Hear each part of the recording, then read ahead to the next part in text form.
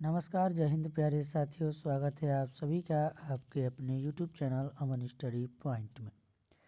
साथियों, हाजिर हैं एक और सीटेड वीडियो के साथ। और इस आज की वीडियो में हम बाल विकास के प्रीवियस ईयर क्वेश्चन पेपर से 26 जून 2011 के प्रश्नों को देखेंगे, जो कि प्राथमिक स्तर के पेपर में पूछे गए थे।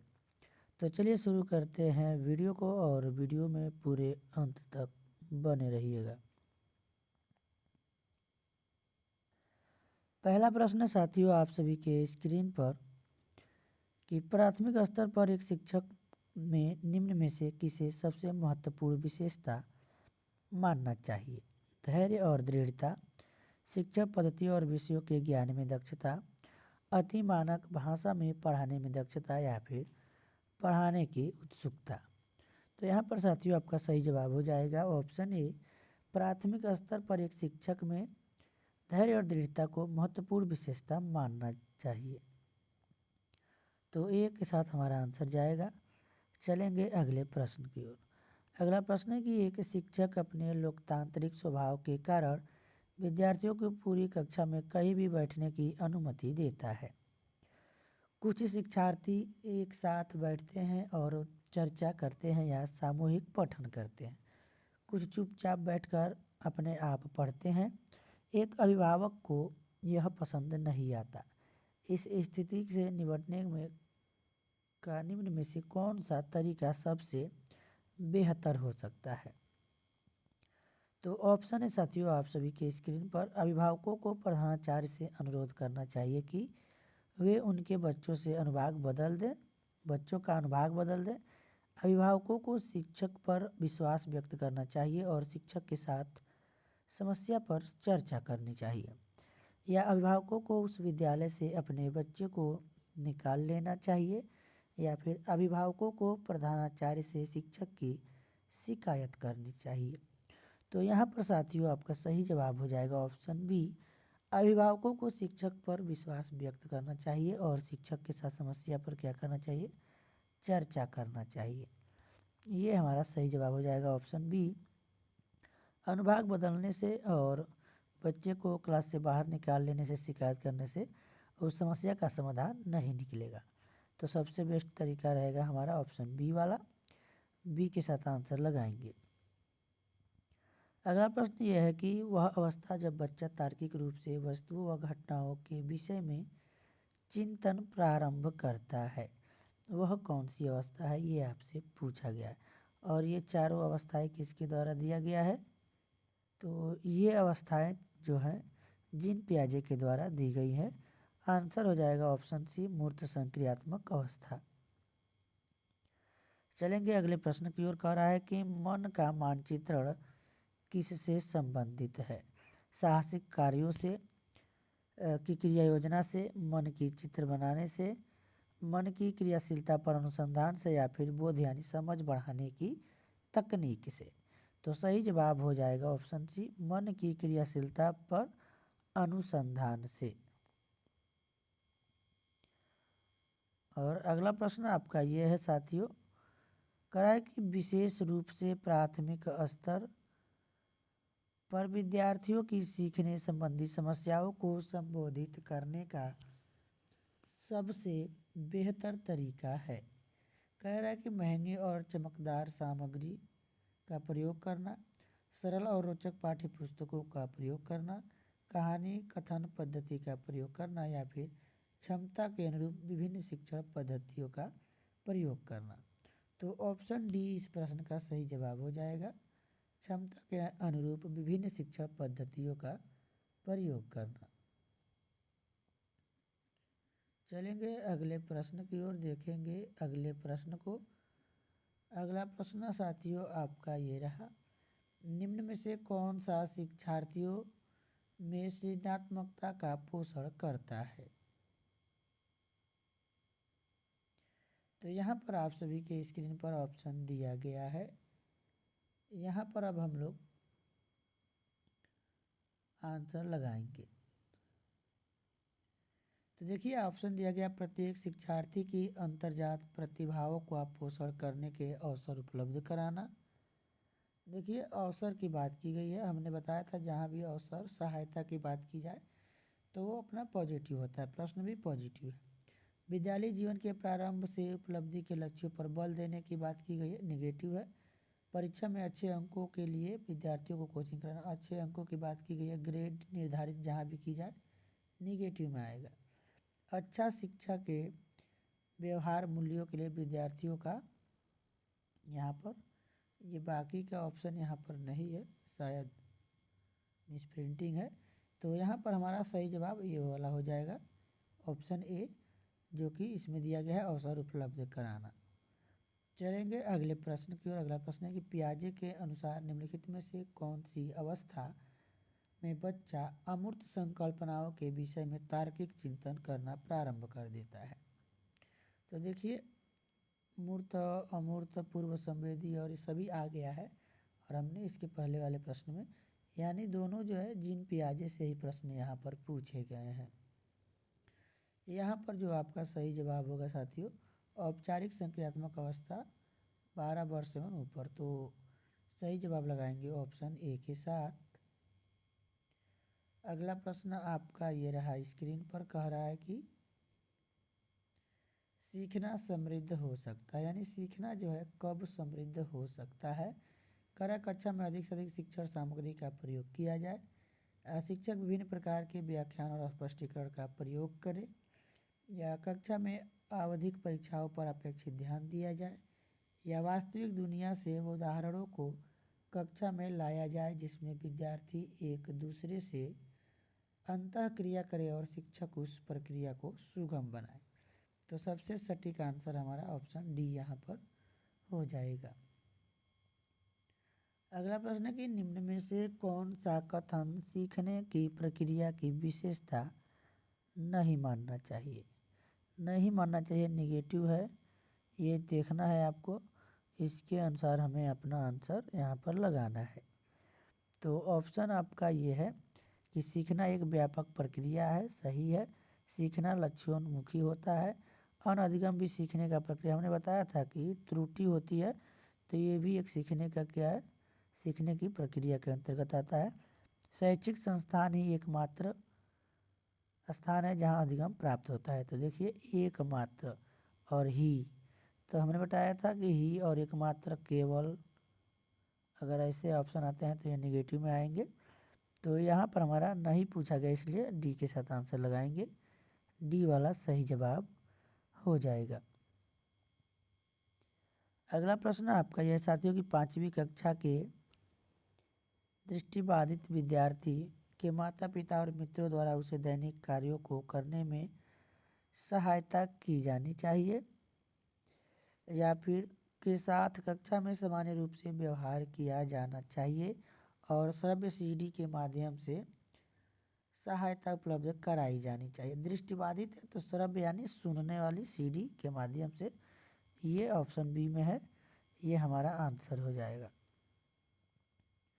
कह रहा है कि यहाँ पर कि विशेष छूट मिलने की बात की गई है और व्यवहार करने की बात, तो बी वाला सटीक आंसर होगा। अगर दृष्टिबाधित है तो सुनकर अच्छे से उसको समझ सकता है, तो बी वाले के साथ हम लोग आंसर लगाएंगे। अगला प्रश्न आपका यह है कि निम्न में से कौन सा बच्चे की सामाजिक मनोवैज्ञानिक आवश्यकताओं के साथ संबंध नहीं है। तो नहीं है, ये ध्यान देना है, प्रश्न में पूछा गया है। संवेगात्मक सुरक्षा की आवश्यकता, शरीर में अपशिष्ट पदार्थों को नियमित रूप से बाहर निकालना, ये तो सभी लोग करते हैं, तो ये हमारा बी वाला आंसर हो जाएगा, नहीं यह पूछा गया है। अगला प्रश्न है वह कौन सा स्थान है जहां बच्चे के संज्ञानात्मक विकास को सबसे बेहतर तरीके से परिभाषित किया जा सकता है। तो ये प्रश्न दो बार सीटेट में पूछा गया है, एक ही प्रश्न। तो विद्यालय एवं कक्षा का पर्यावरण, ऑप्शन ए हमारा यहाँ पर सही जवाब हो जाएगा।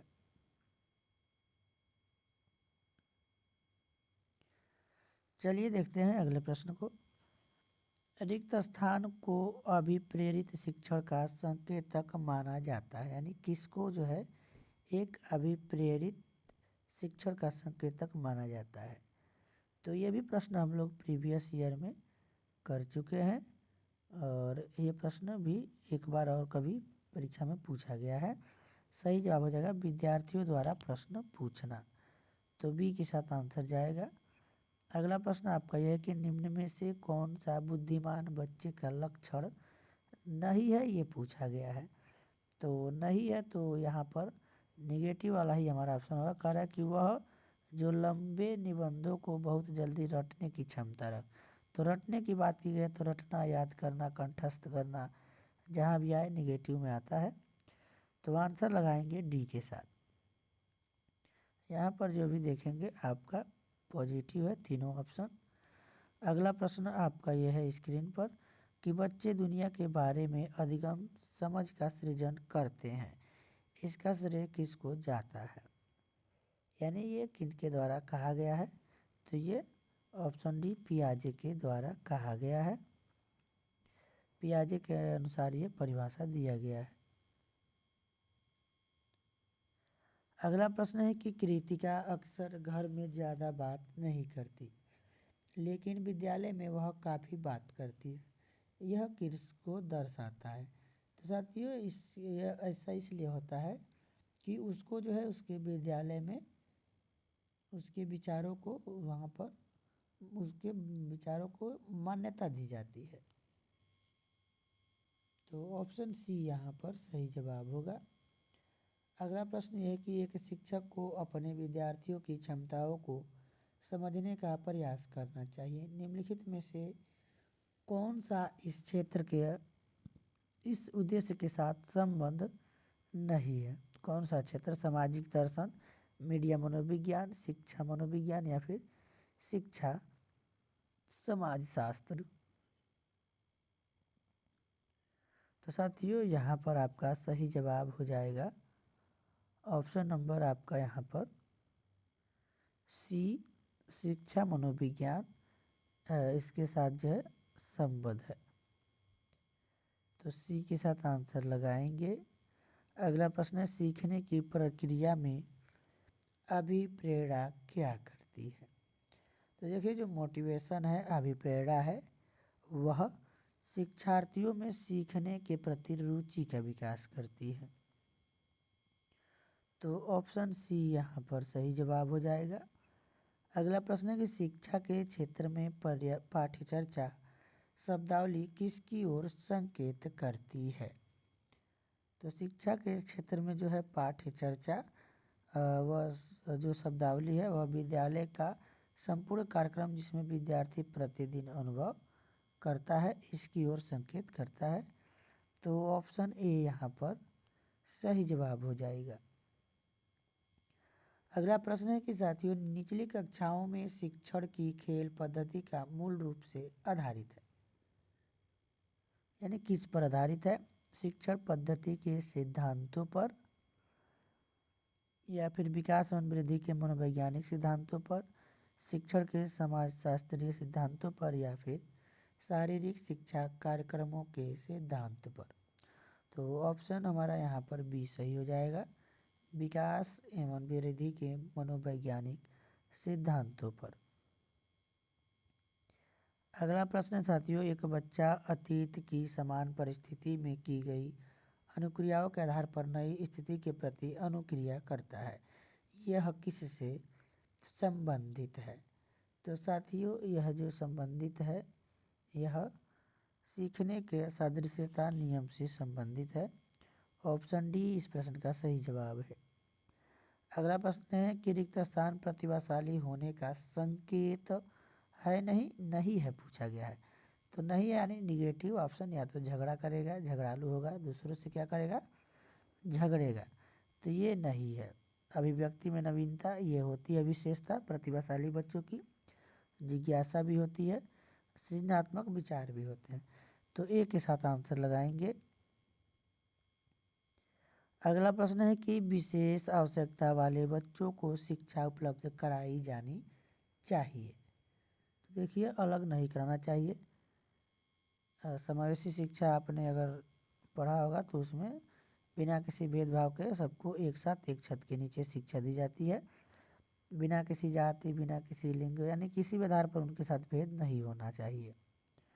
तो विशेष विद्यालयों में विशेष बच्चों के लिए विकसित पद्धतियों द्वारा, विशेष विद्यालयों में शिक्षकों द्वारा या फिर अन्य सामान्य बच्चों के साथ। तो देखिए यहाँ पर अन्य सामान्य बच्चों के साथ कोई भी भेदभाव नहीं करना है, सबको एक साथ। तो डी के साथ हमारा आंसर जाएगा। अगला प्रश्न देखेंगे और अगला प्रश्न है आपके स्क्रीन पर। आकलन को उपयोगी और रोचक प्रक्रिया बनाने के लिए किसके प्रति सचेत होना चाहिए? तो साथियों यहाँ पर सही जवाब हो जाएगा ऑप्शन बी, शैक्षिक और सहशैक्षिक क्षेत्रों में विद्यार्थियों के सीखने के बारे में जानकारी प्राप्त करने के लिए विविध तरीकों का प्रयोग करना, इसके प्रति सचेत होना चाहिए। करा कि डिसलेक्सिया संबंधित है, किससे संबंधित है ये पूछा गया है।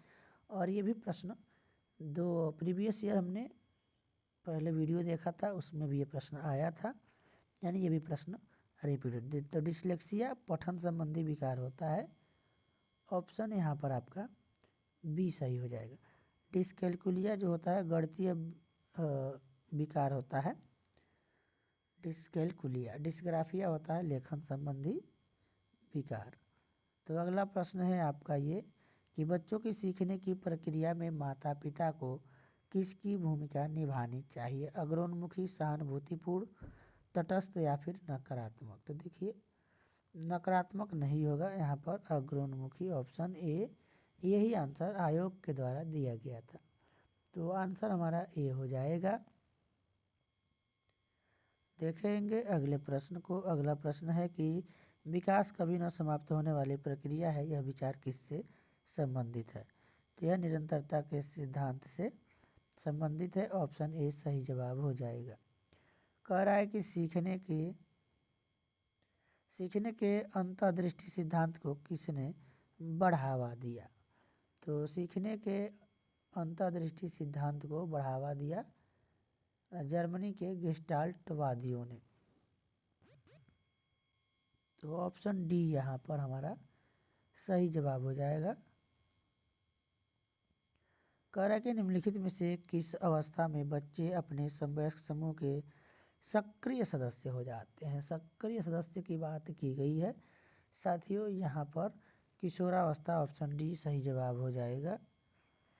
तो अगला प्रश्न है आपके स्क्रीन पर, बच्चों के बौद्धिक विकास की 4 विशिष्ट अवस्थाओं की पहचान किसके द्वारा की गई? तो हमने अभी स्टार्टिंग में प्रश्न देखा था जीन पियाजे जी का, संवेदीगामक अवस्था जो कि 0 से 2 वर्ष होती है, 0 से 2 संवेदीगामक अवस्था, 2 से 7 पूर्व संक्रियात्मक अवस्था और मूर्त संक्रियात्मक अवस्था 7 से 12 और औपचारिक संक्रियात्मक अवस्था 12 से 18। तो जीन पियाजे, ऑप्शन सी यहाँ पर सही जवाब हो जाएगा।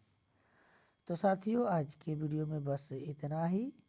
अगर वीडियो पसंद आया हो तो एक बार वीडियो को लाइक और शेयर कर दीजिएगा, और चैनल पर पहली बार हैं तो चैनल को सब्सक्राइब करके बेल नोटिफिकेशन आइकन को प्रेस कर लीजिएगा, ताकि कोई भी नोटिफिकेशन आप सभी तक सबसे पहले पहुंच सके। तो धन्यवाद, जय हिंद।